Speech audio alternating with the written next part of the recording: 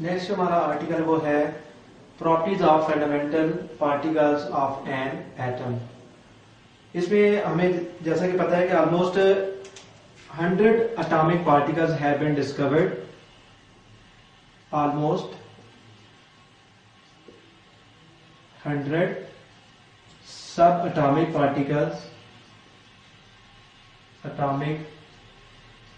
particles of an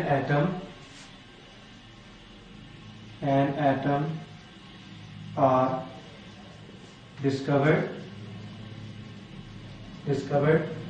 These include electron, proton, neutron, इसी तरीके से न्यूट्रिनो, पॉजिट्रॉन एटसेट्रा। उनमें से 100 सब एटॉमिक पार्टिकल में से जो इंपॉर्टेंट पार्टिकल है जिनकी एटम की जो प्रॉपर्टीज के अंदर जो मेजर कंट्रीब्यूशन है उसमें हमारे पास 3 है। हमारे पास इलेक्ट्रॉन, प्रोटॉन और न्यूट्रॉन। इलेक्ट्रॉन, प्रोटॉन, न्यूट्रॉन को हम कहते हैं फंडामेंटल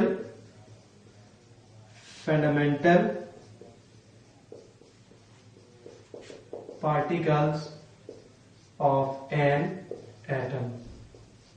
तो जो हमारे पास प्रोटॉन और इलेक्ट्रॉन,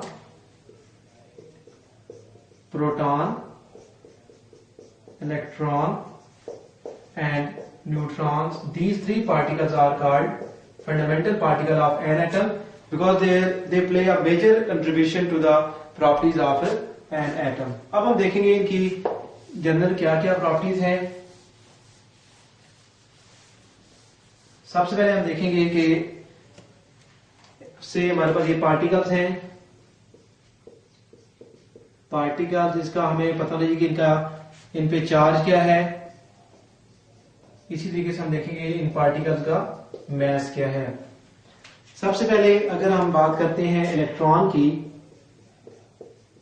तो इलेक्ट्रॉन जो है इस पे चार्ज होता है -1.602 इंटू 10⁻⁻19 कूलम के इक्वल होता है। इसकी कूलम जो है इसकी वो यूनिट होती है, this is the unit for charge. और इस तरीके जो मैस होता है उसकी यूनिट हमारे पास होती है kilogram, this is the unit. और इसी तरीके से जब हम बात करते हैं आगे प्रोटॉन की,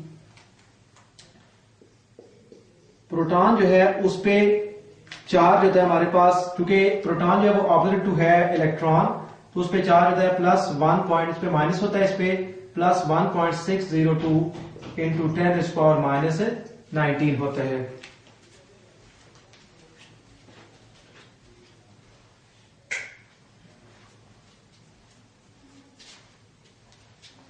इसी तरीके से जो हमारे पास न्यूट्रॉन है, न्यूट्रॉन पे कोई चार्ज नहीं होता, it is a neutral particle.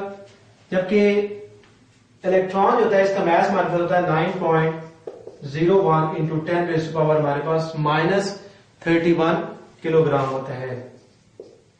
इसी तरीके से जो हमारे पास प्रोटॉन है उसका मैस हमारे पास होता है 1.673 इंटू 10⁻⁻27 किलोग्राम होता है। इसी तरीके से जो न्यूट्रॉन है इसका मैस है 1.675 इंटू 10⁻⁻27 किलोग्राम है। So these are the properties of fundamental particles के इलेक्ट्रॉन पे क्या चार्ज है, उसकी क्या वैल्यू है। इसी तरीके से प्रोटॉन पे क्या चार्ज है और उसकी क्या वैल्यू है, न्यूट्रॉन पे क्या चार्ज है, और इसी तरीके से इसका इलेक्ट्रॉन का मैस क्या है और प्रोटॉन का क्या मैस है और न्यूट्रॉन का क्या मैस है।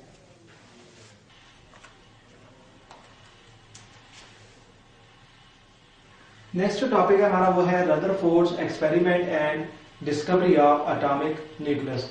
अभी तक हम लोगों ने ये स्टडी किया है कि एटम के अंदर जो है वो एटम, पहले तो हमने एटम को डिफाइन किया था कि atom is the smallest particle of matter which can not be further divided. अब फिर हमने फर्दर जब स्टडी किया तो हमने देखा कि एटम जो है फिर आगे फर्दर सब एटॉमिक पार्टिकल से मिलकर बना हुआ है, और हमने देखा है कि ऑलमोस्ट 100 सब एटॉमिक पार्टिकल जो है एटम के वो डिस्कवर्ड हो चुके हैं। उसमें जो फंडामेंटल पार्टिकल्स हमने देखे हैं अभी तक कि there are 3 fundamental particles of an atom like electron, proton और न्यूट्रॉन। जब ये एटॉमिक फंडामेंटल पार्टिकल या सब एटॉमिक पार्टिकल डिस्कवर्ड हुए तो साइंटिस्ट ने ये फिर फील किया कि अब ये जरूरी है कि ये पता होना चाहिए कि ये जो पार्टिकल्स अभी तक एटम के डिस्कवर्ड हुए हैं लाइक इलेक्ट्रॉन, प्रोटॉन और न्यूट्रॉन, ये पार्टिकल्स एटम के अंदर किस जगह पे या किस पोजीशन पे जो है वो लोकेट करते हैं, या कि क्या पोजीशन है एटम के अंदर, या इनकी कौन सी प्लेस है एटम के अंदर। तो इसके लिए फिर सबसे पहले जो अटेम्प्ट की गई थी that was made by the scientist name was Rutherford, who was a scientist who performed an experiment in 1911 and he discovered the atomic nucleus। उसने एक्सपेरिमेंट क्या परफॉर्म किया था कि उसने एक गोल्ड फाइल ली, गोल्ड फाइल लेकर उसने उस गोल्ड फाइल की शीट पर उसने अल्फा पार्टिकल्स को इस गोल्ड फाइल के ऊपर उसने बम्बार्ड किया। अल्फा पार्टिकल जो होते हैं वो these are the helium nuclei कि जिन पे +2 चार्ज होता है और इनका मास होता है वो 4 होता है। तो उसने ये अल्फा पार्टिकल किसी भी सोर्स से कि जिससे जो कोई भी जो सोर्स लाइक जैसा कि हमारे पास निकल है या यूरेनियम है, वो जो है वो अल्फा इमिटर है, वो अल्फा को इमिट करते हैं। तो उसने उस सोर्स को यूज करके उसमें से अल्फा पार्टिकल को उस लिया और उसके बाद उसने इन अल्फा पार्टिकल्स को इस गोल्ड फाइल के ऊपर, इस शीट के ऊपर उसने बम्बार्ड किया। अब इस एक्सपेरिमेंट के दौरान उसने जब अल्फा पार्टिकल्स को इसके ऊपर फॉल किया तो उसने इसके फ्रंट पे, इस गोल्ड फाइल की फ्रंट पे उसने एक जिंक सल्फाइड की उसने स्क्रीन यूज की ताकि उसको ये आइडिया हो सके कि कितने अल्फा पार्टिकल जो है वो इस गोल्ड फाइल में से पास कर गए हैं। तो डेफिनेटली जब अल्फा पार्टिकल इसमें से पास करते थे और जाके उस स्क्रीन के साथ जाके जो कि जिंक सल्फाइड की थी उसके साथ जाके जब कोलाइड करते थे तो वो जो अल्फा पार्टिकल थे that will produce shining produce करते थे, लाइट प्रोड्यूस करते थे। तो उससे वो आइडेंटिफाई करता था कि ये जो अल्फा पार्टिकल जो है वो इस गोल्ड फाइल में से पास कर गए हैं।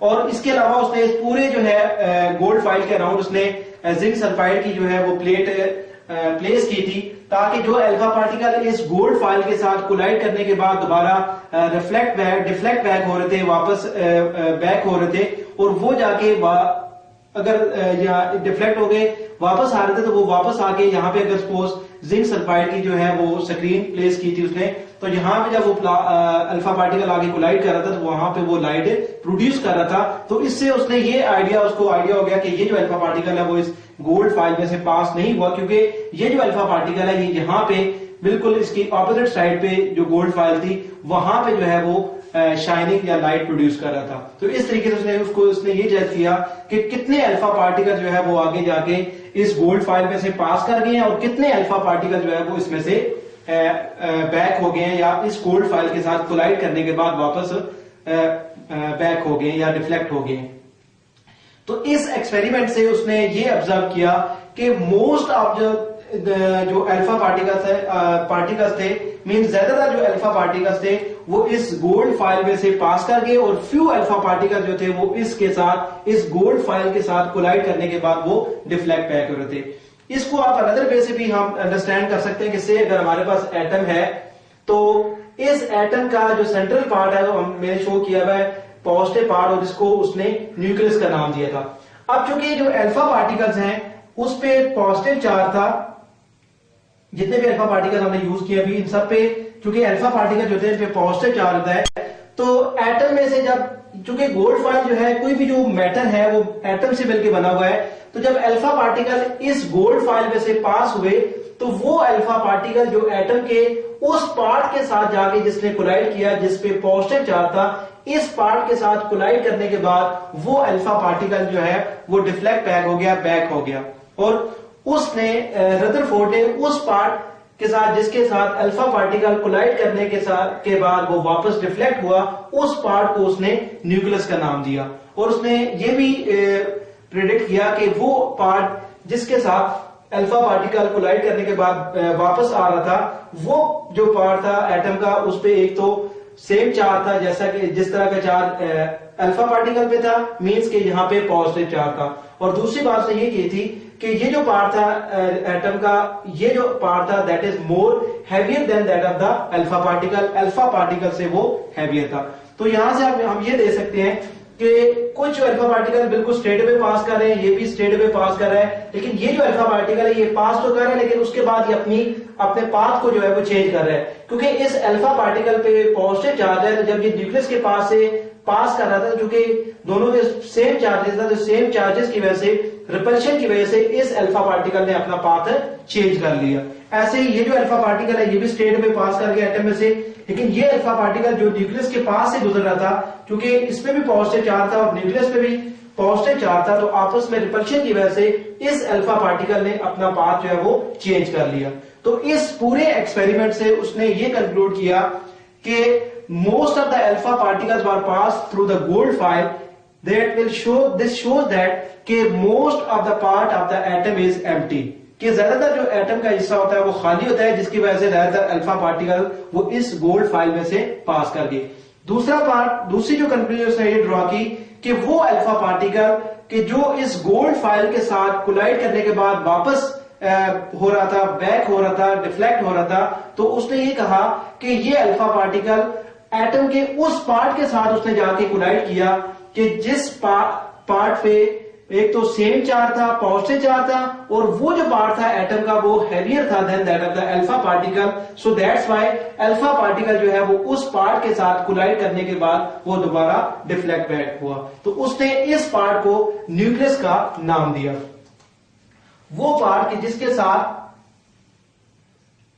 अल्फा पार्टिकल कोलाइड करने के बाद डिफ्लेक्ट बैक होता, उसने उस पार्ट ऑफ द एटम को न्यूक्लियस का नाम दिया और इस तरीके से उसने न्यूक्लियस को डिस्कवर किया। So this was the experiment that was performed by the Rutherford.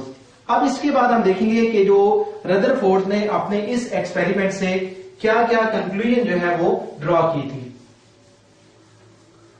सबसे पहले जो कंक्लूजन उसने अपने इस एक्सपेरिमेंट से ड्रॉ की थी, कंक्लूजन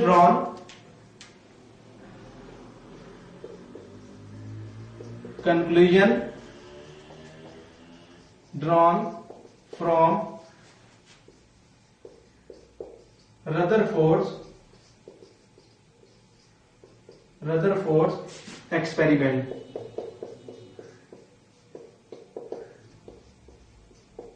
पहली जो कंक्लूजन उसने इसे ड्रॉ की थी वो ये थी कि most of the alpha particles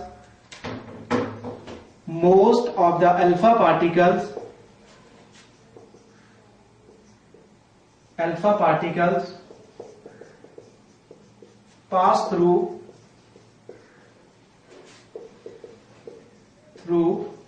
gold file। This shows that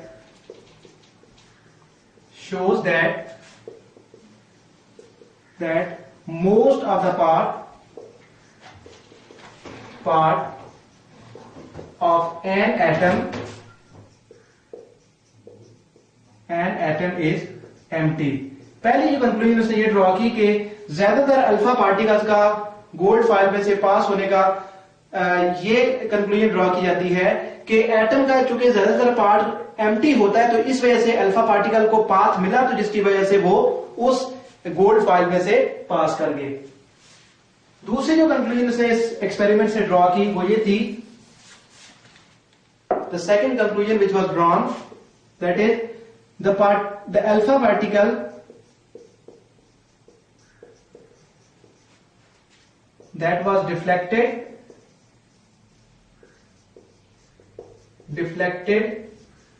after colliding means टकराना, स्ट्राइक करना, colliding the gold file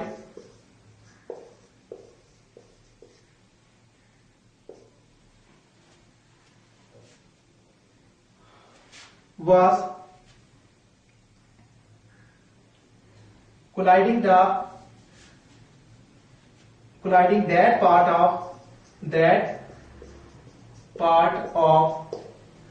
an atom that carry same charge same charge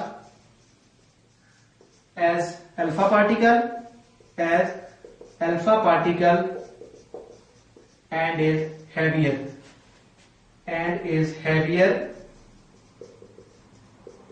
than alpha particle. He called this part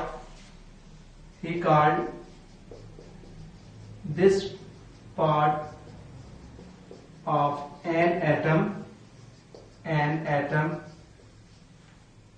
is a nucleus. उसने इस part को कि जिसके साथ alpha particle collide करने के बाद डिफ्लेक्ट बैक हो रहा था, उसने ये कहा कि ये जो पार्ट था, एक तो उस पे सेम चार्ज था जैसा कि अल्फा पार्टिकल पे पॉजिटिव चार्ज था, और दूसरा ये था कि ये जो पार्ट था एटम का, ये अल्फा पार्टिकल से हैवियर था, जिसकी वजह से अल्फा पार्टिकल उसके साथ कोलाइड करने के बाद डिफ्लेक्ट हुआ, और उसने इस पार्ट को न्यूक्लियस का नाम दिया। और इस तरीके से रदरफोर्ड ने न्यूक्लियस को डिस्कवर किया, और उसने कहा कि हर जो एटम होता है उसका जो न्यूक्लियस होता है वो सेंटर में प्रेजेंट होता है, और एटम का जो सारा मास है वो न्यूक्लियस में कंसंट्रेटेड होता है। नेक्स्ट टॉपिक है हमारा वो है रदरफोर्ड्स एटॉमिक मॉडल। रदरफोर्ड ने सबसे पहले एटॉमिक न्यूक्लियस को डिस्कवर किया, और उसने एटॉमिक स्ट्रक्चर को एक्सप्लेन करने के लिए उसने एटॉमिक मॉडल दिया। उसके एटॉमिक मॉडल के कुछ पोस्टुलेट ये थे। The first postulate is that an atom is a neutral particle, which means कि एटम पे कोई चार्ज नहीं होता। उसकी रीजन ये है कि atom consist of electron and proton. Electron पे पॉजिटिव चार्ज होता है और इलेक्ट्रॉन पे नेगेटिव चार्ज होता है, तो दोनों के चार्जेस जो है वो कैंसिल हो जाते हैं, और ओवरऑल चार्ज जो होता है वो एटम पे कोई चार्ज नहीं होता। दूसरा उसने ये स्टेट किया था कि a nucleus is a positively charged nucleus is present in the center of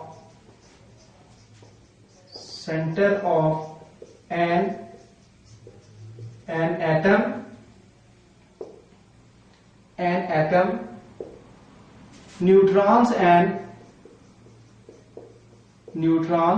and protons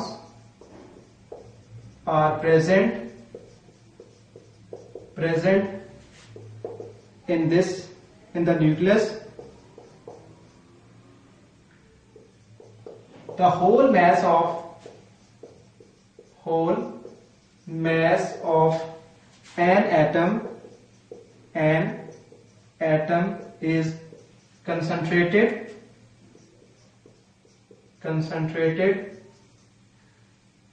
into nucleus. Concentrated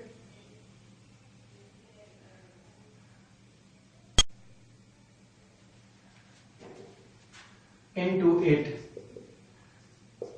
atom का जो सारा मास होता है वो न्यूक्लियस में कंसंट्रेट होता है, न्यूक्लियस के अंदर, क्योंकि न्यूक्लियस में प्रोटॉन्स होते हैं और इलेक्ट्रॉन्स हैं, न्यूट्रॉन और प्रोटॉन्स होते हैं। इलेक्ट्रॉन का मास जो है वो बहुत ज्यादा स्मॉल होता है, जबकि प्रोटॉन और जो न्यूट्रॉन होता है उसका मास जो है वो, किसी भी एटम का जो मास है वो न्यूट्रॉन और प्रोटॉन पे डिपेंड करता है। तीसरी बात उसने ये की थी, electrons revolve around the nucleus in circular paths called orbits. Third उसका पोस्टुलेट ये था कि इलेक्ट्रॉन जो है वो न्यूक्लियस के अराउंड सर्कुलर पाथ के अंदर रिवॉल्व करते हैं, और उन पाथ्स को उसने ऑर्बिट्स का नाम दिया। तो ये this was the Rutherford's atomic model. कि सबसे पहली बात उसने ये की थी कि जो एटम होता है वो न्यूट्रल पार्टिकल होता है, एटम पे कोई चार्ज नहीं होता। दूसरा ये था कि हर जो एटम होता है उसके अंदर पॉजिटिवली चार्ज जो न्यूक्लियस होता है वो उसके सेंटर में प्रेजेंट होता है। न्यूट्रॉन और प्रोटॉन जो है वो न्यूक्लियस के अंदर प्रेजेंट होते हैं, और एटम का जो सारा मास है वो न्यूक्लियस के अंदर जो है वो कंसंट्रेट होता है। तीसरा पॉइंट से ये कहा था कि इलेक्ट्रॉन जो है वो न्यूक्लियस के अराउंड सर्कुलर पाथ्स के अंदर रिवॉल्व करते हैं, और उन सर्कुलर पाथ्स को उसने ऑर्बिट्स का नाम दिया था। फोर्थ जो था, हम ये कह सकते हैं कि जो रदरफोर्ड्स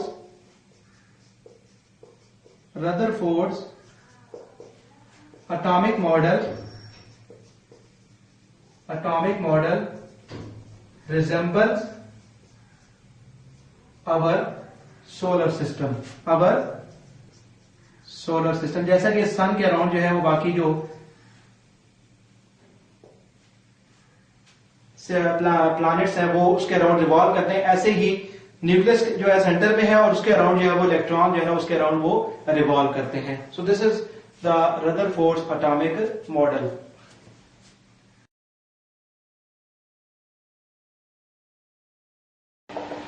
लास्ट लेक्चर में हमने रदरफोर्ड्स का एटॉमिक मॉडल हमने डिस्कस किया था, और आज हम देखेंगे कि रदरफोर्ड का जो एटॉमिक मॉडल था उसमें क्या ड्रॉबैक्स थे।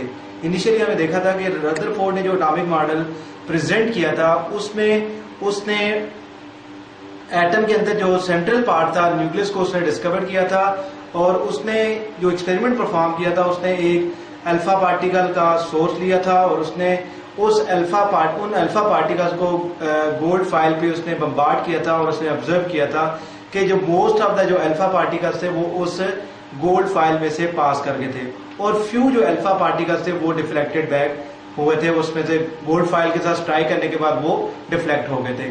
तो इस एक्सपेरिमेंट से रदरफोर्ड ने ये कंक्लूजन ड्रॉ की कि ज्यादातर अल्फा पार्टिकल्स का एटम में से पास होने का ये मतलब है कि एटम का जो ज्यादातर हिस्सा है वो खाली है।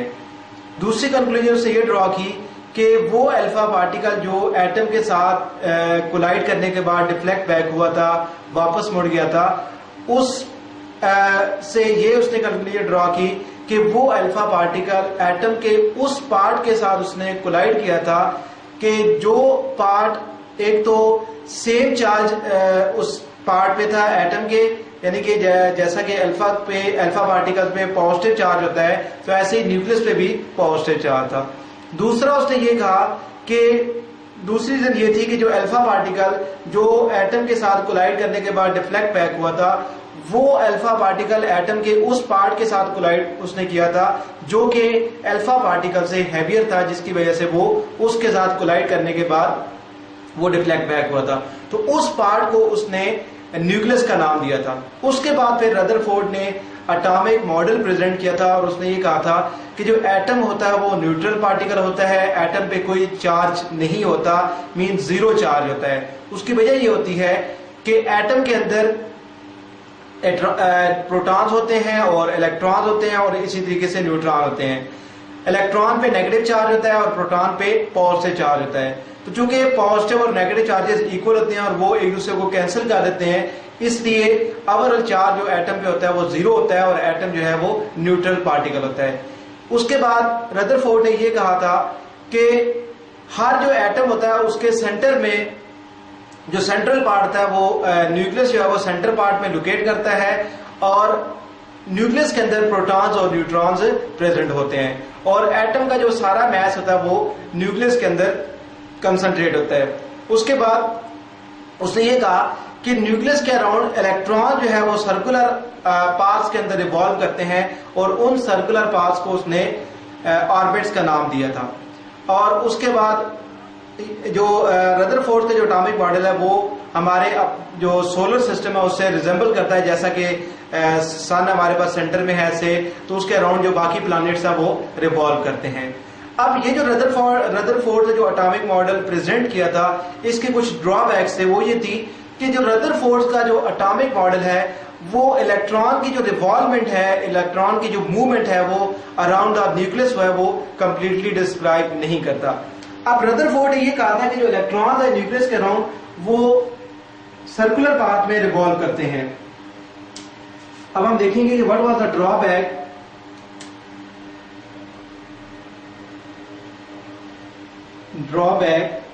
in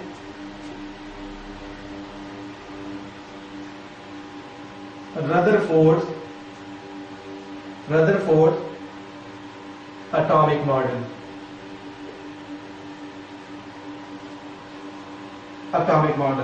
अब रदरफोर्ड ने ये कहा था कि जो इलेक्ट्रॉन है वो न्यूक्लियस के अराउंड से, हमारे पास ये सेंटर में न्यूक्लियस है, वो इस पे पॉजिटिव चार्ज, तो इलेक्ट्रॉन जो है वो इसके अराउंड जो है वो यूं सर्कुलर पाथ में इसके अराउंड रिवॉल्व करते हैं. This was the Rutherford atomic model. अब से ये इलेक्ट्रॉन है तो ये जो है वो इस सर्कुलर पाथ में इस न्यूक्लियस के अराउंड जो है वो रिवॉल्व करता है. अब ये रिवॉल्व करते हुए पहले इस ऑर्बिट में है सपोज, फिर इससे मूव करते हुए ये इस ऑर्बिट में आएगा, फिर इसी नेक्स्ट ऑर्बिट में आएगा और फाइनली जो है वो ये जो न्यूक्लियस के अराउंड जो है वो रिवॉल्व करे. अब अकॉर्डिंग टू जो क्लासिकल इलेक्ट्रोमैग्नेटिक थ्योरी है वो ये कहती है, according to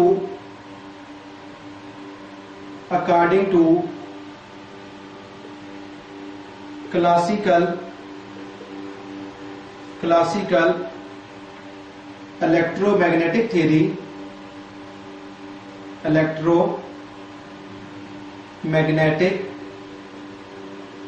magnetic theory, this revolving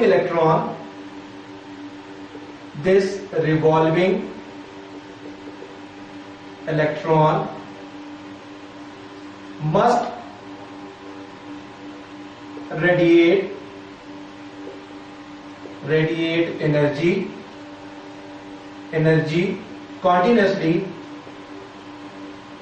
continuously while moving in these circular orbits. So energy of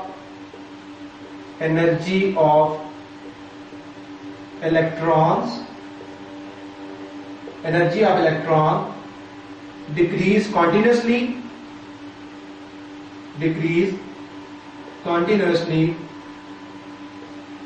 and finally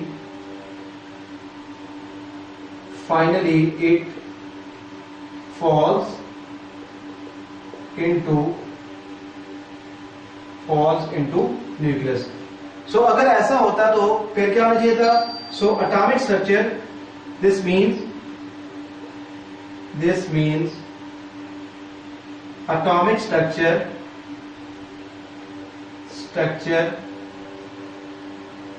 should collapse. But in actual practice this is not happening. अगर ऐसा होता, जो classical electromagnetic theory है वो ये कहती है कि अगर रदरफोर्ड के मुताबिक अगर ये इलेक्ट्रॉन सर्कुलर पाथ में रिवॉल्व कर रहा है तो जब ये इलेक्ट्रॉन से अगर हमारे पास, हम ये कहते हैं कि ये हमारे पास पहला ऑर्बिट है, फिर ये सेकंड है और ये थर्ड है और ये फोर्थ ऑर्बिट है. अब जब ये इलेक्ट्रॉन फोर्थ से थर्ड में आएगा तो ये अपनी एनर्जी को डिक्रीज करेगा और इसी तरीके से फिर थर्ड से जब ये सेकंड में जाएगा ये फर्दर अपनी एनर्जी को डिक्रीज करेगा और सेकंड से जब ये रिवॉल्व करते हुए फर्स्ट ऑर्बिट में जाएगा तो ये फर्दर अपनी एनर्जी रिवॉल्व करेगा, डिक्रीज करेगा या रेडिएट करेगा, इमिट करेगा और फाइनली क्या होगा कि जब इलेक्ट्रॉन की एनर्जी कॉन्टिन्यूसली डिक्रीज हो जाएगी और टोटल इसकी एनर्जी डिक्रीज हो जाएगी तो फाइनली ये जो इलेक्ट्रॉन होगा ये इस न्यूक्लियस के अंदर फॉल कर जाएगा जब इसकी एनर्जी जीरो हो जाएगी. तो इसका मतलब ये हुआ कि फिर तो एटॉमिक स्ट्रक्चर जो है वो कोलैप्स कर देगा, वो तो एटॉमिक स्ट्रक्चर जो है वो एग्जिस्ट नहीं करता. तो this was the drawback of Rutherford atomic model. कि जो रदरफोर्ड एटॉमिक मॉडल है उसमें यह था कि इलेक्ट्रॉन की जो रिवॉल्वमेंट है around the nucleus that is not fully explained. Rutherford के एटॉमिक मॉडल को यूज करके हम इलेक्ट्रॉन की जो मूवमेंट है अराउंड द न्यूक्लियस हम उसको एक्सप्लेन नहीं कर सकते. यानी कि जो क्लासिकल थ्योरी है हमें कहती है कि अगर ये इलेक्ट्रॉन सर्कुलर पाथ में रिवॉल्व करता है तो रिवॉल्व करते करते ये अपनी एनर्जी को कॉन्टिन्यूसली डिक्रीज करेगा और फाइनली ये होगा कि ये जो इलेक्ट्रॉन होगा ये न्यूक्लियस के अंदर फॉल कर देगा. अगर ये इलेक्ट्रॉन न्यूक्लियस के अंदर फॉल करता है तो हमारा जो एटॉमिक स्ट्रक्चर है दैट विल बी कोलैप्स, वो कोलैप्स हो जाएगा, फिर एटॉमिक स्ट्रक्चर जो है वो एग्जिस्ट नहीं करता. बट इन एक्चुअल प्रैक्टिस ऐसा होता नहीं है कि इलेक्ट्रॉन जो कभी भी न्यूक्लियस के अंदर जाके फॉल नहीं करता. So this was the drawback of Rutherford's atomic model. अब हम नेक्स्ट टॉपिक स्टार्ट करेंगे, वो है बोहर्स एटॉमिक मॉडल। तो ये इस ड्रॉबैक की वजह से जो रदरफोर्ड का जो एटॉमिक मॉडल था दैट वाज रिजेक्टेड, लेकिन जो बाकी रदरफोर्ड का जो डिस्कवरी ऑफ न्यूक्लियस था that was a big step forward to describe the structure of atom. Next जो टॉपिक है हमारा वो है Bohr's atomic model.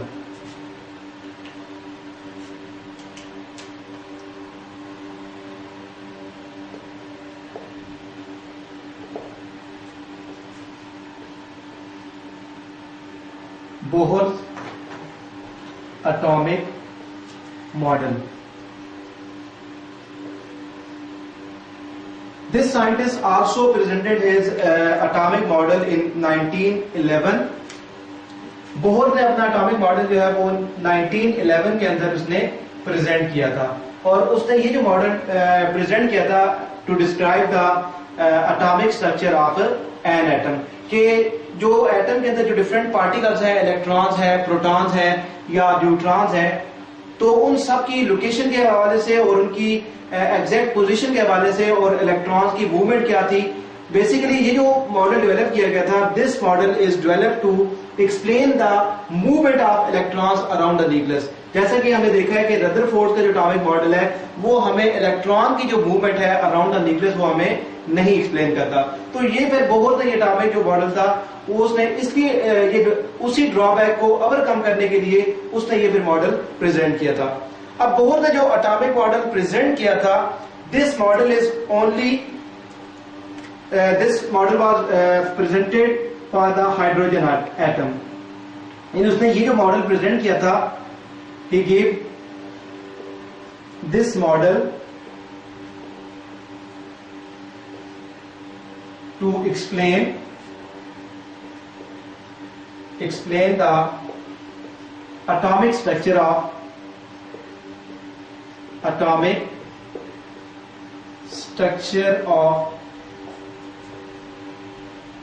Hydrogen atom. Hydrogen का जो एटम है, जो कि सिंपलेस्ट एटम है, उस एटम को एक्सप्लेन करने के लिए, उसके एटॉमिक स्ट्रक्चर को एक्सप्लेन करने के लिए उसने ये मॉडल प्रेजेंट किया था। अब जैसा कि हमें बताया कि जो हाइड्रोजन है उसका एटॉमिक नंबर होता है 1। इसका मतलब ये हुआ कि हाइड्रोजन के पास एक प्रोटॉन है और एक ही इलेक्ट्रॉन है। जैसा कि हमें पता है कि जो न्यूक्लियस होता है उसमें प्रोटॉन्स होते हैं, और चूंकि इसके पास एक ही प्रोटॉन है तो इस पे +1 चार्ज होगा इसके न्यूक्लियस पे। उसके अराउंड जो है न्यूक्लियस के अराउंड, चूंकि इसके पास एक ही इलेक्ट्रॉन है तो इलेक्ट्रॉन जो होंगे वो न्यूक्लियस के अराउंड वो रिवॉल्व कर रहा है। इसको हम यू रिप्रेजेंट कर रहे हैं, और ये सबसे सिंपलेस्ट एटम है कि जिसमें सिर्फ एक ही इलेक्ट्रॉन है जो कि न्यूक्लियस के अराउंड जो है वो रिवॉल्व कर रहा है। तो इस एटॉमिक स्ट्रक्चर को एक्सप्लेन करने के लिए बोहर ने कुछ पास्टुलेट जो है वो डेवलप किए थे। अब हम देखेंगे कि बोहर ने कौन कौन से पास्टुलेट जो है वो एटॉमिक स्ट्रक्चर को एक्सप्लेन करने के लिए प्रेजेंट किए थे। नेक्स्ट हम देखेंगे कि व्हाट आर द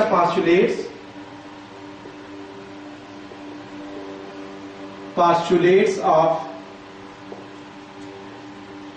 बोहर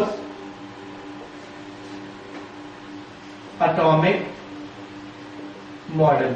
यानी बोहर ने एटॉमिक मॉडल को, एटॉमिक स्ट्रक्चर को एक्सप्लेन करने के लिए कुछ पास्टुलेट डेवलप किए थे जो कि एटॉमिक स्ट्रक्चर को एक्सप्लेन कर रहे थे और इलेक्ट्रॉन्स की जो मूवमेंट है उसको वो एक्सप्लेन कर रहे थे। पहला जो उसका पास्टुलेट था वो ये था कि एन इलेक्ट्रॉन, फर्स्ट जो पास्टुलेट था वो ये था कि an electron revolve around the nucleus in any fixed orbit. This is the first postulate of Bohr's atomic model कि बोहर ने ये कहा था, जैसा कि रदरफोर्ड में हमने देखा था कि इलेक्ट्रॉन जो है वो सर्कुलर पाथ में अराउंड द न्यूक्लियस जो है वो रिवॉल्व कर रहा था, और वहां पे ये था कि इलेक्ट्रॉन की कोई फिक्स पोजीशन नहीं थी कि इलेक्ट्रॉन थर्ड पे भी मूव कर रहा है और मूव करते करते वो सेकंड में आ रहा है और सेकंड से मूव करते करते वो फर्स्ट में आ रहा है। लेकिन बोहर ने ये चीज डिटरमिन की थी कि जो इलेक्ट्रॉन है वो एट अ टाइम किसी भी एक फिक्स ऑर्बिट के अंदर न्यूक्लियस के अराउंड जो है वो रिवॉल्व करेगा। या तो वो सेकंड ऑर्बिट में अगर रिवॉल्व करे तो वो सेकंड में रिवॉल्व करेगा, या फिर वो थर्ड ऑर्बिट में रिवॉल्व करेगा। This is the first postulate of Bohr's atomic model. उसके बाद दूसरा जो उसने पोस्टुलेट दिया था, that is as long as electron remains in the same orbit,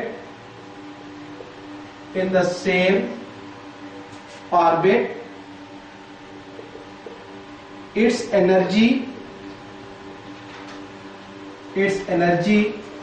remains constant. कि जब एक इलेक्ट्रॉन किसी एक पर्टिकुलर ऑर्बिट के अंदर रिवॉल्व करेगा तो उस इलेक्ट्रॉन की जो एनर्जी है वो कांस्टेंट ही रहेगी, उसकी एनर्जी के अंदर कोई वेरिएशन नहीं आएगी। इसको हम यूं अंडरस्टैंड कर सकते हैं कि से अगर हमारे पास कोई एटम है और ये उसका न्यूक्लियस है और ये उसका पहला ऑर्बिट है और इसी तरीके से ये उसका सेकेंड ऑर्बिट है।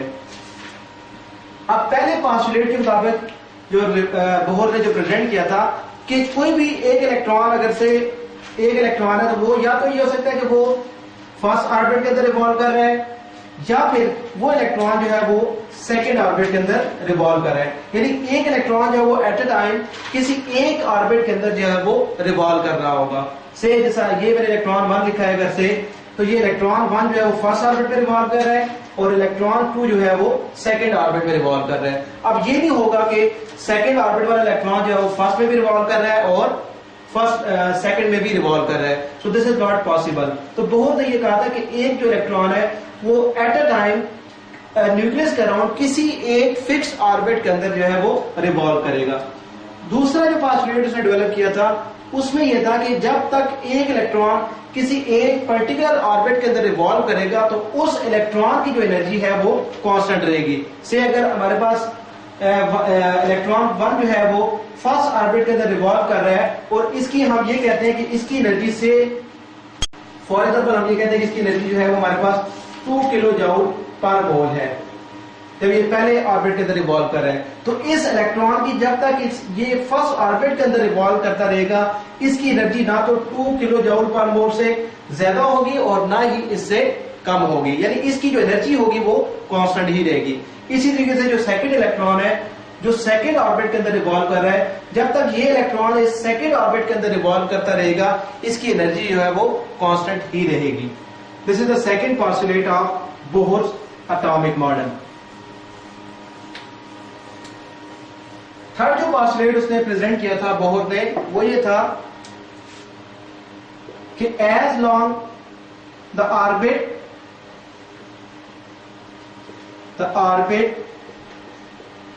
nearest to nucleus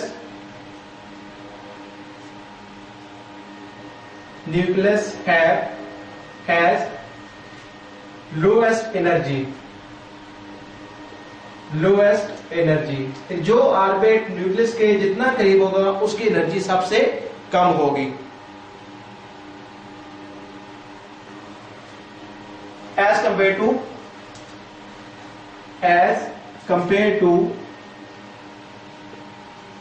compare to other orbits। उसके बाद ये कहा था कि when an electron jumps from lower orbit to lower energy orbit to high energy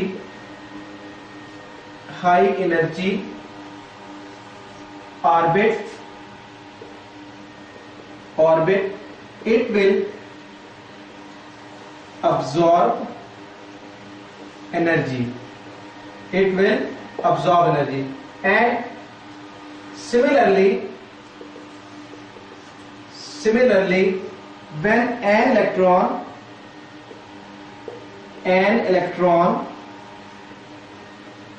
jumps from second orbit to first orbit. Second orbit means high energy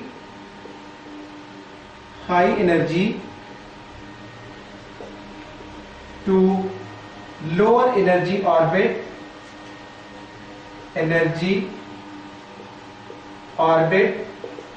it will release energy, and the unit of energy is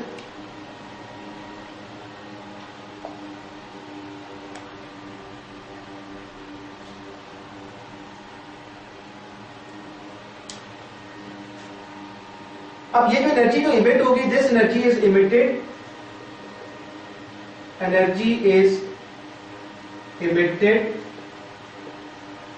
in the form of radiation. This was the third postulate of Rutherford's atomic model कि जो orbit nucleus के जितना करीब होगा उस orbit की energy सबसे कम होगी बाकी ऑर्बिट्स के मुकाबले में। और दूसरी बात कि जब कोई इलेक्ट्रॉन लोअर एनर्जी ऑर्बिट से, मीन जो ऑर्बिट न्यूक्लियस से करीब है, सबसे करीब है, उस ऑर्बिट से जब इलेक्ट्रॉन हायर एनर्जी ऑर्बिट के अंदर जंप करेगा तो वो जो इलेक्ट्रॉन होगा वो एनर्जी गेन करेगा। और इसी तरीके से जब कोई इलेक्ट्रॉन हायर एनर्जी ऑर्बिट से लोअर एनर्जी ऑर्बिट के अंदर जंप करेगा तो वो एनर्जी इमिट करेगा, रिलीज करेगा in the form of radiation. यानी ये जो एनर्जी है अब्सॉर्ब होगी या इमिट होगी, that will be in the form of radiation. अब इसको हम एक्सप्रेस करते हैं इसी पोस्टुलेट को with the help of model.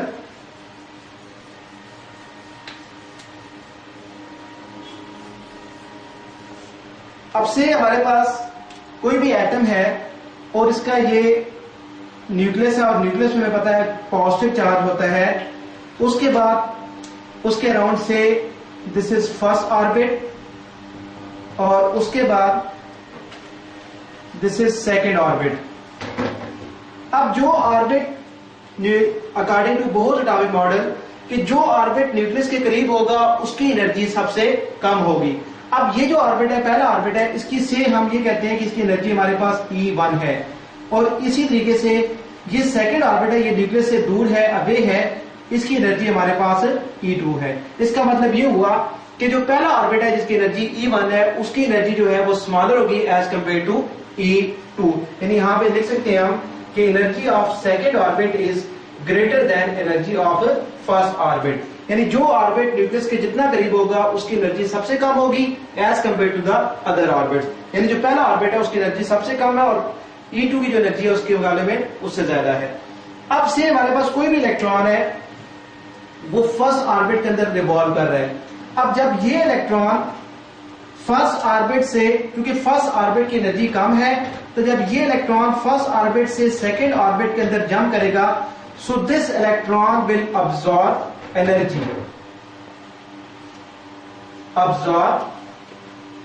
Energy, in the form of radiation. अब जब ये इलेक्ट्रॉन जंप करके सेकेंड ऑर्बिट में आएगा, अब अगर यही इलेक्ट्रॉन, चूंकि सेकेंड ऑर्बिट का जो इलेक्ट्रॉन है वो हायर एनर्जी में है as compare to first orbit के अंदर इलेक्ट्रॉन जो है, अब ये जो हायर एनर्जी का इलेक्ट्रॉन जब ये लोअर एनर्जी ऑर्बिट के अंदर जंप करेगा तो इन दैट केस एनर्जी जो होगी वो रिलीज होगी in the form of radiation. Energy will be emit और रिलीज,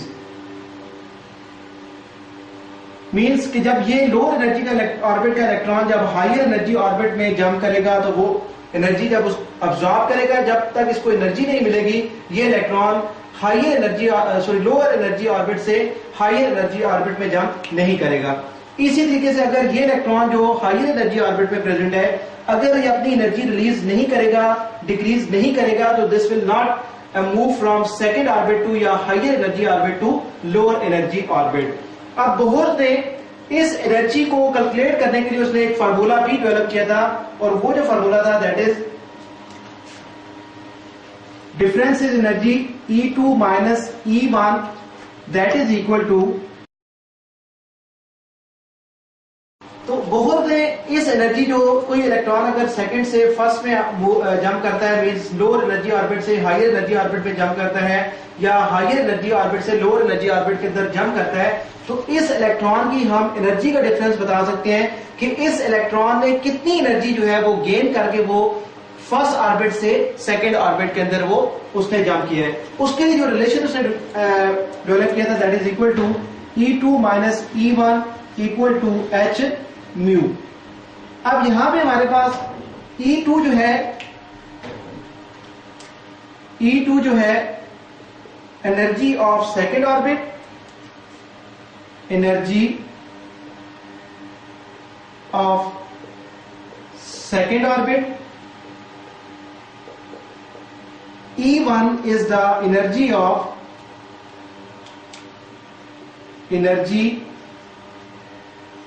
of फर्स्ट ऑर्बिट, और इसमें जो H है, H is called Planck's constant. H is called Planck's is a name of scientist, Planck's constant, and whose values is 6.624 into 10 raised to power minus 34 joules second। और mu जो है वो है, mu is the frequency of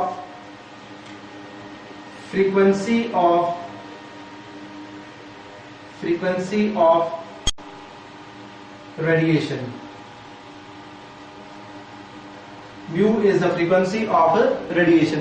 तो इस फार्मूले को use करके हम जो है वो एनर्जी कैलकुलेट कर सकते हैं कि अगर कोई इलेक्ट्रॉन लोअर एनर्जी ऑर्बिट से अगर हायर एनर्जी ऑर्बिट के अंदर जंप करेगा तो वो इलेक्ट्रॉन कितनी एनर्जी गेन करेगा, और अगर कोई इलेक्ट्रॉन हायर एनर्जी ऑर्बिट से लोअर एनर्जी ऑर्बिट में जंप करेगा तो वो कितनी एनर्जी रिलीज करेगा, ये हम फाइंड आउट कर सकते हैं। तो ये जो हमारे पास E2 माइनस E1 है, इसको हम यू रिप्रेजेंट कर सकते हैं delta E is equal to H mu, where अब यहां पे हमारे पास जो ये डेल्टा का जो सिंबल है इसका मतलब था चेंज, डिफरेंस को हम कहते हैं, यानी change in energy. Delta stand for change in energy. So this is the third postulate of Bohr's atomic model.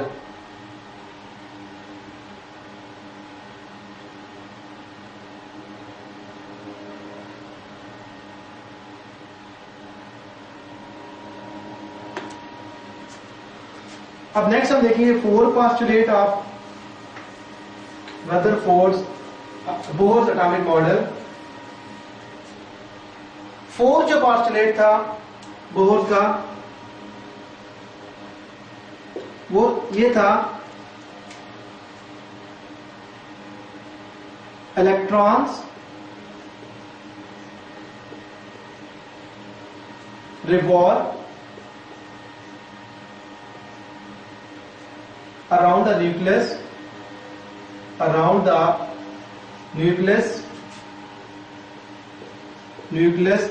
in those orbits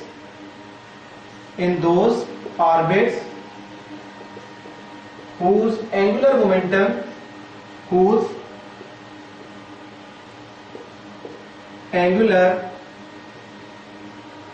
momentum is equal to,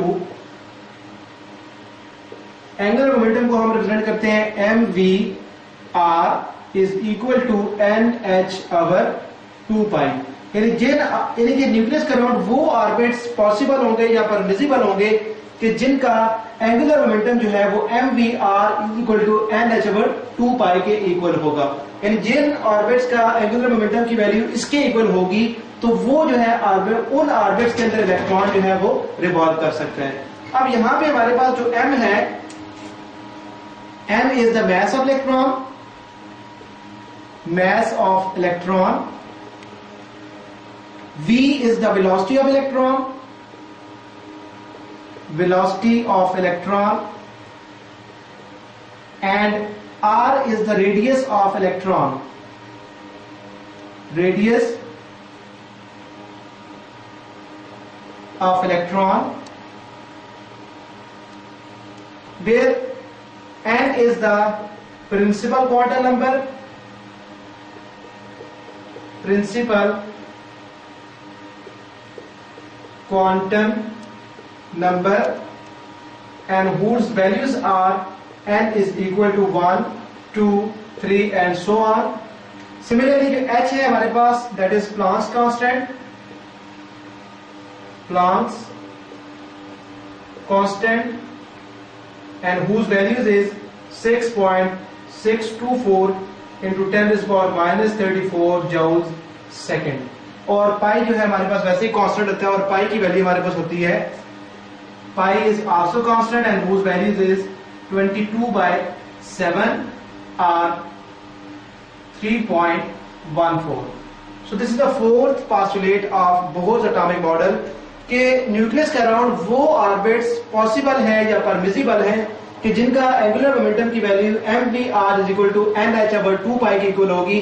उन ऑर्बिट्स के अंदर जो है वो इलेक्ट्रॉन रिवॉल्व करेंगे। मींस कि अगर हम सारा डाटा इसमें पुट करें, मास ऑफ इलेक्ट्रॉन की वैल्यू पुट करें, v की वैल्यू पुट करें और r की वैल्यू पुट करें, इन तीनों का अगर हम प्रोडक्ट लें और इसी तरीके से अगर हम राइट हैंड साइड पे सारी वैल्यूज के अंदर n की वैल्यू पुट करें और h को उसके साथ मल्टीप्लाई करने के बाद 2 पाई से डिवाइड करें, तो ये अगर दोनों साइड किसी भी ऑर्बिट के लिए इक्वल आती है तो वो जो ऑर्बिट होगा उस ऑर्बिट के अंदर इलेक्ट्रॉन जो है वो रिवॉल्व कर सकता है। So this is the fourth postulate of Bohr's atomic model. अब इसमें जो हमारे पास ये टर्म मैंने आपके सामने लिखी है कि n stand for what, this is called principal quantum number. अब ये जो प्रिंसिपल क्वांटम नंबर है ये हमें क्या इंफॉर्मेशन देता है, इसको हम डिस्क्राइब करेंगे।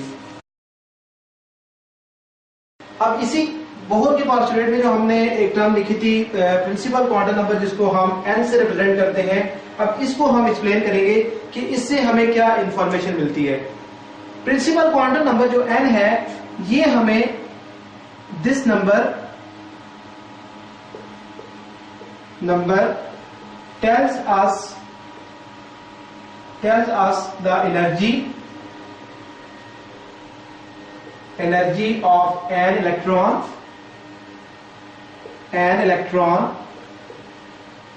and the orbit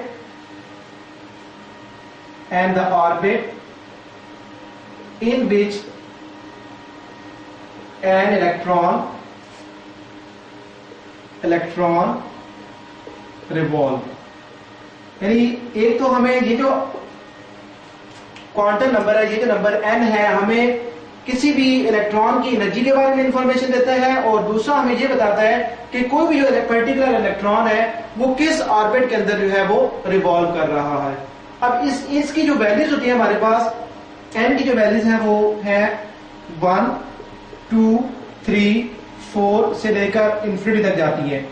अब यहाँ पे जो इसकी डिफरेंट वैल्यूज है, जब n की वैल्यू हमारे पास 1 होती है तो this will represent the k orbit, ये k ऑर्बिट को रिप्रेजेंट करता है। इसी तरीके से जब हमारे पास n की वैल्यू 2 होती है सो this will represent the l orbit, और इसी तरीके से जब n की वैल्यू हमारे पास 3 होती है सो this will represent m orbit. जब n की वैल्यू हमारे पास 4 होती है तो that will represent the n orbit. यानी n की वैल्यू से हमें ये आइडिया होता है कि अगर किसी भी इलेक्ट्रॉन के लिए n की वैल्यू 1 है तो इसका मतलब ये है कि इलेक्ट्रॉन जो है वो पहले ऑर्बिट k में वो रिवॉल्व कर रहा है। जब n की वैल्यू किसी इलेक्ट्रॉन के लिए अगर 2 होगी, इसका मतलब ये है कि इलेक्ट्रॉन जो है वो second orbit that is l orbit के अंदर रिवॉल्व कर रहा है। और इसी तरीके से अगर n की वैल्यू 4 है तो इसका मतलब ये है कि इलेक्ट्रॉन जो है वो fourth orbit that is n orbit के अंदर रिवॉल्व कर रहा है। अब इसी तरीके से ये जो ऑर्बिट्स हैं हमारे पास, डिफरेंट ऑर्बिट्स, इन ऑर्बिट के अंदर कितने नंबर ऑफ इलेक्ट्रॉन जो है वो रिवॉल्व कर सकते हैं, उसके लिए एक फार्मूला डेवलप किया गया था। द फार्मूला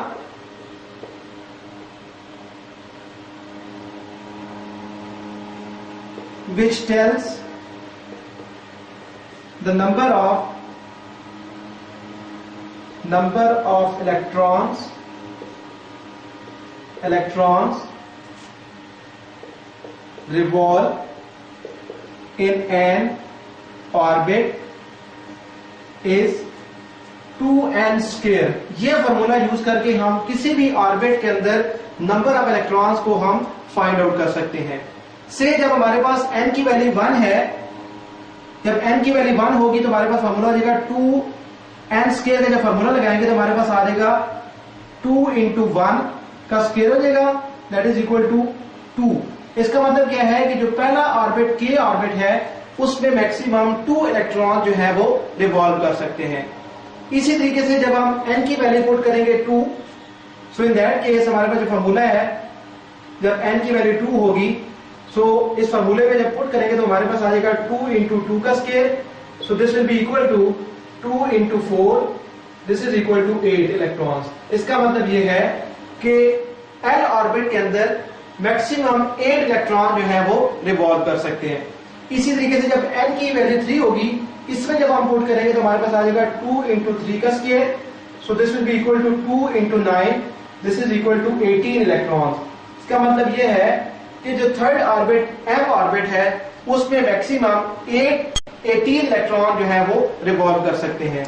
जब n की वैल्यू हम 4 पुट करते हैं, सो इन दैट केस हमारे पास नंबर ऑफ इलेक्ट्रॉन आ जाएंगे 4, so this will be equal to 2 into 4 का square, this will be equal to 2 into 16, that is equal to 32 electrons. इसका मतलब ये हुआ कि जो फोर्थ ऑर्बिट है जिसको हम n से कैपिटल N से रिप्रेजेंट कर रहे हैं, उसमें मैक्सिमम जो है 32 इलेक्ट्रॉन जो वो रिवॉल्व कर सकते हैं। तो ये फार्मूला यूज करके हम किसी भी ऑर्बिट के अंदर मैक्सिमम नंबर ऑफ इलेक्ट्रॉन जो रिवॉल्व कर सकते हैं वो हम फाइंड आउट कर सकते हैं। अब इसी से रिलेटेड एक और मॉडल जो है वो डेवलप किया गया था इन 1904 के अंदर। So this is what the bore atomic model के बोर का एटॉमिक जो मॉडल था उसने कैसे एटॉमिक स्ट्रक्चर को एक्सप्लेन किया था। अब इसी के साथ एक छोटा सी इंटरेस्टिंग इंफॉर्मेशन है, page number interesting information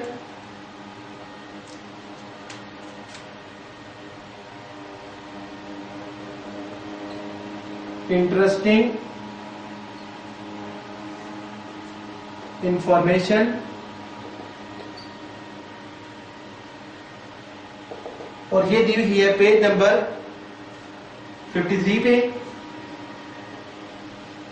page number 53 bore के एटॉमिक मॉडल के साथ दी हुई है और इसमें जो मॉडल पेश किया गया है वो है plum pudding model.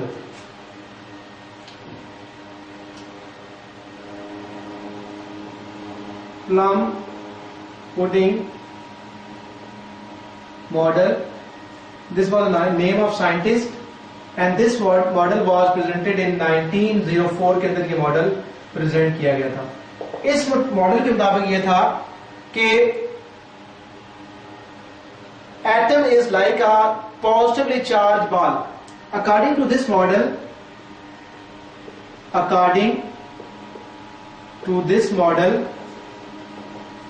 an atom is a positively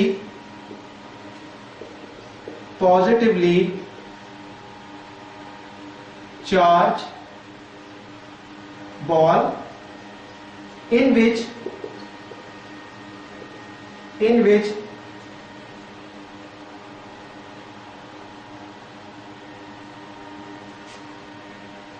electrons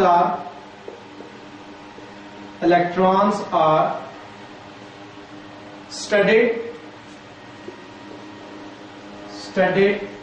at different places. इस मॉडल के मुताबिक ये था कि इलेक्ट्रॉन्स को उन्होंने कंसीडर किया था कि जो साइंटिस्ट था प्लम पुडिंग जो साइंटिस्ट था उसने ये कंसीडर किया था कि एटम जो है वो like a positively charge ball है, कि हमारे पास एक बॉल है, बॉल लाइक चीज है और उसपे जो है वो पॉजिटिव चार्ज है, इस पूरी बॉल पे पॉजिटिव चार्ज जो है वो स्प्रेड है। अब उसने ये कहा था कि एटम जो है वो हमारे पास एक पॉजिटिवली चार्ज बॉल की तरह है, जिसके अंदर एट सम प्लेसेस के ऊपर इलेक्ट्रॉन जो है वो स्टड हुए हुए हैं, किसी किसी जगह पे इलेक्ट्रॉन जो है वो ऐसे प्रेजेंट है। This was the plum pudding model. इसके मॉडल के मुताबिक ये था कि एटम जो है वो एक पॉजिटिव चार्ज बॉल की तरह है, जिसके अंदर कुछ कुछ जगह पे जो है वो इलेक्ट्रॉन जो स्टड हुए हैं, इलेक्ट्रॉन जो है प्लेस हुए हैं, यहाँ पे है, इधर है, किस डिफरेंट पोजीशन पे।